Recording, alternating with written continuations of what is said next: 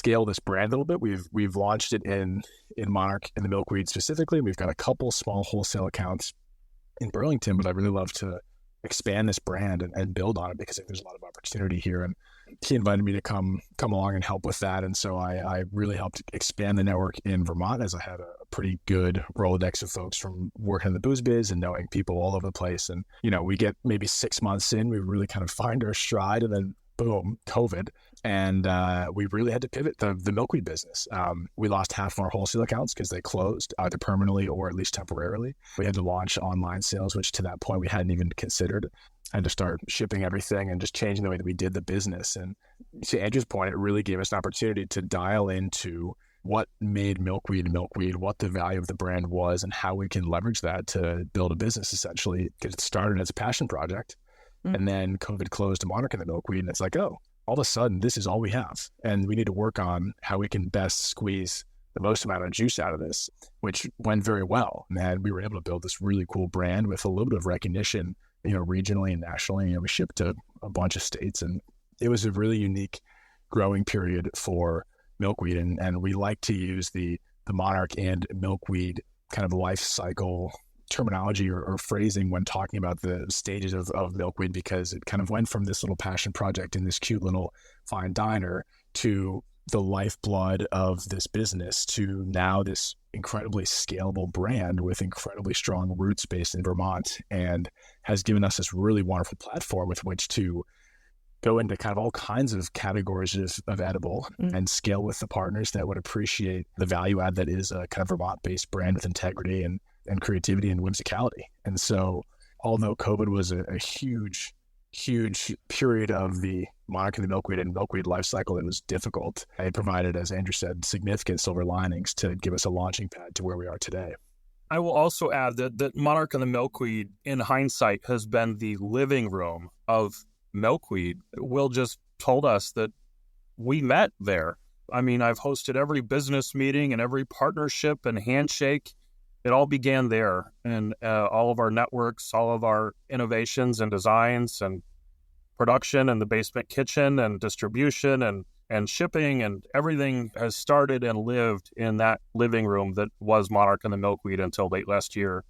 And it's sort of time recently that Milkweed sort of separate from that cocktail bar restaurant and sort of take off on its own. Shed the chrysalis, if you will. Yeah. There's a lot of ironic, poetic butterfly analogies here that really make sense. And in hindsight, as our story told itself, you can apply the life cycle of the butterfly to that, ironically. Yeah, I think it's kind of beautiful also that the cannabis plant ties in with this as well, because there's sort of a life cycle going on here. And Totally. it's like, cannabis and hemp has provided this CBD that is essentially like the fuel that is continuing the Milkweed brand. So there's a lot of resiliency and adaptation. I think when you work in the service industry like you have for so many years, you learn how to just pivot and figure things out. But you had this little incubator going on, and thanks to the growing popularity of cannabis and CBD over COVID as well, your demand Totally. absolutely skyrocketed. I would imagine there's a lot of people sitting around like, boy, do I want some good chocolates. And man, I wouldn't also mind being a little bit stoned with it too. 100%. Yes. Yeah. Well said. Yes.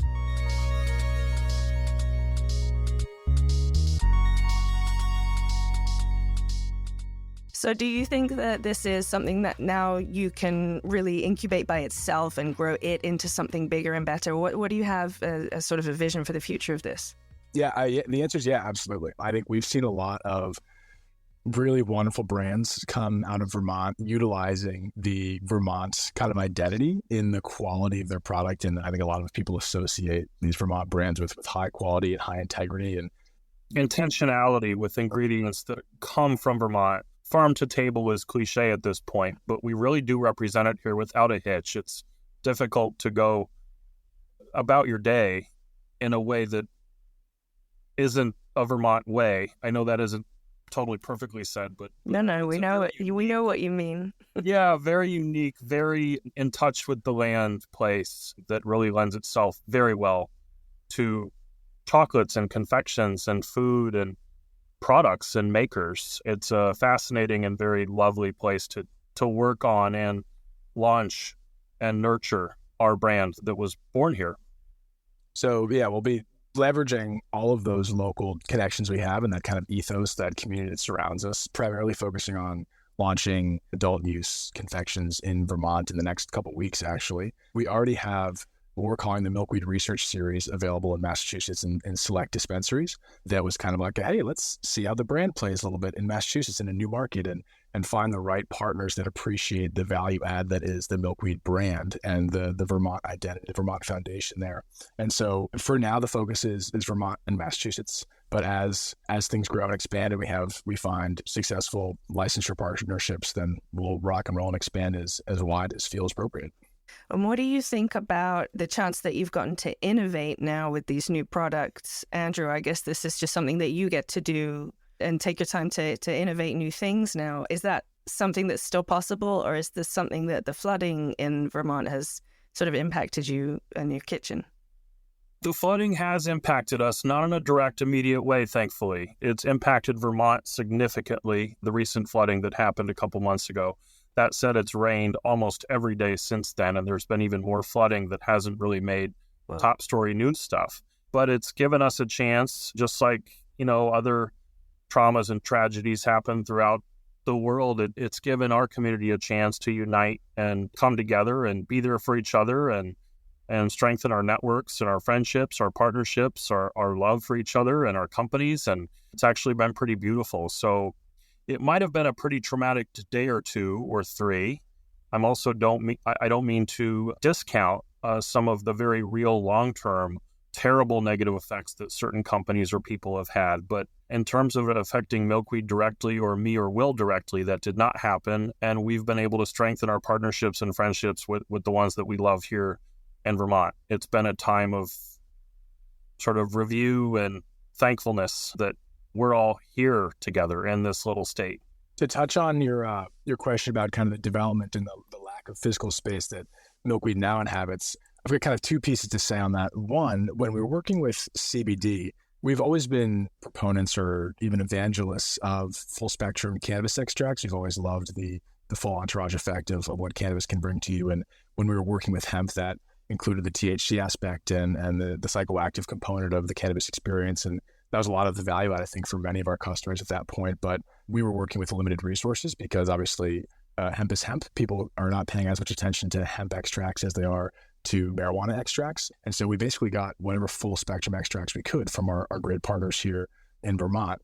Now that we have the freedom of this legalized marijuana market, a lot more attention being paid to the types of extracts that you can get, we have a lot more runway to play with when it comes to various ratioed products and things like that. Back in the CBD realm, it's just, hey, here's 75 milligrams of CBD, a milligram of THC, and however much of everything else as far as major cannabinoids is going to show up, and terpene profile is going to show up from the naturally occurring oil that we use. Now we have the luxury of saying, hey, we'd love to get a 1-to-1-to-1 CBD to THC to CBG ratioed gummy, or we'd like to do this with chocolate. And we have the opportunity to look into those different types of products because the research has been there, the extraction methods are there, the intentionality is there. And as far as physical space, to go back to the Vermont community piece, though we don't have our own physical space, we have so many wonderful partners in Vermont. There are actually a handful of spaces that we use as research kitchens to test these new flavor profiles, test new products, to try different extracts, try different ratios of products, stuff like that, or ratios of cannabinoids,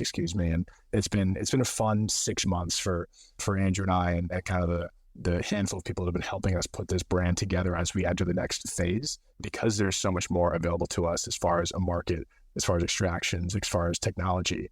So it's been really fun. We've always been partnered with a company called Creo Botanicals here in Vermont, and that was founded in 2016 within a month of Monarch and the Milkweed opening. And back to the whole living room concept of Monarch and the Milkweed, they had breakfast almost every day at Monarch and sort of strategized about their business and their CBD and where they're going to get their cannabis and their hemp from, and what kind of capital we need for the labs that we want to build, and what kind of labs do we want to build, and why and where, and what markets do they serve. So we've grown with our partners day after day through all of this last almost decade now. And Creo remains one of our strongest partners in cannabis.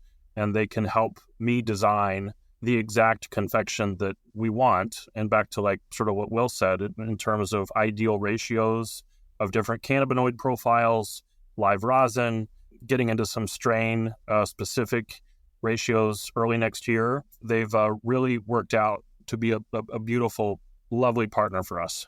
That's awesome. Very happy about that. Yeah. Yeah, it's really nice to hear when the community sort of comes together to get through things, change things, adapt to things. And actually it ends up sort of bringing you, a better product, a more rounded product. Totally. Everybody together made something more beautiful. So, I mean, I love to hear that. And I'm very excited to hear that you guys are in Massachusetts. We're based in Massachusetts. You're partnered out here with Local Roots, I think, Correct. which is... They do some really, really good strains, so I imagine that the edibles are top-notch as well. It's a good partner for Milkweed. We both value extremely high-integrity products and have the infrastructure to sort of support all that. We also partnered with David Yusefzada out of Plant Jam in Framingham to help design and make and produce all these chocolate bars. The Local Roots has sort of helped broker to some of the shops in Mass. Yeah, David's a good friend of ours as well. He says hello. He is saw the that best. you liked that photo earlier today on Instagram, and I called it. It's a photo of me and him when he was in Richmond, Vermont, at some point last year, and I called him. I hadn't spoken with him in a week or two, and I called him and I was like, "Hey man, I'm really nervous about this podcast I'm doing." And he was like, "No, Brit's great. Tell her I said hi." Oh, bless you.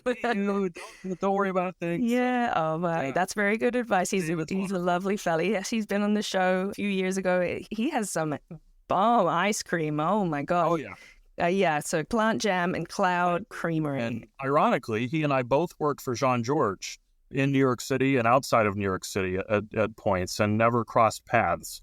Oh, wow. But his experience and my experience are somewhat similar, at least in the working for Jean-Georges chapters. Yeah. Well, you're in good company there and a good friend of ours. So hopefully we'll get to see you guys sometime soon in person and hopefully I can try some of your super high, amazing confectionary. 100%. Thank you so much for coming on the show. It was a pleasure to meet you both. Yeah, thank you, Brett. Thank you. You too. A huge thanks to our guests today, Chef Andrew LeSturgeon and Will Fleming of Milkweed Cannabis Confections. That is it for our summer season. We hope that you've enjoyed hearing all about the amazing things going on in the cannabis and travel world this year. Make sure that you've got your summer issue of Different Leaf the magazine available on thousands of newsstands across the US and Canada and at differentleaf.com. And get your orders in now for the upcoming fall issue at differentleaf.com. Also, make sure you're following us on social media at Different Leaf, and I'm on social media at Brit the British. And make sure that you're subscribed to our podcast wherever you're listening right now so you don't miss when we return in mid-October for our fall season. Happy harvest, everybody.